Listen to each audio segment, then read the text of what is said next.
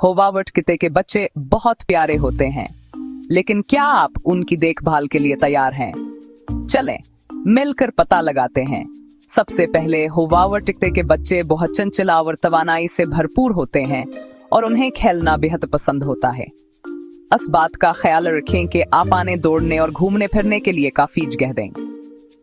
यह बहुत ज़हीन होते हैं, इसलिए उन्हें शुरू से बैठने और रुकने जैसे आसान अहकामात की तरबियत देना शुरू कर दें। खाने का वक्त इन्हें किते के बच्चों की सेहत बख्श खुराक दें और हमेशा ताज़ा पानी रखें। याद रखें, होवावर्ट को लोगों के आसपास रहना पसंद है, इसलिए अपने किते के बच्चे को ज्यादा देर तक अकेला न छोड़ें। हफ्ते में 2 बार नरमी से ब्रश करने से इनके नरम खाला छलकती है। सबसे अहम बात यह है कि इन्हें सीखने और बढ़ने के दौरान खूब प्यारा और सब्र दें। सही देखभाल के साथ आपका होवावर्ट टिकता जिंदगी भर के लिए आपका वफादार दोस्त बन जाएगा। इन हैरत अंगेज कितों के बारे में मजीद जानना चाहते हैं?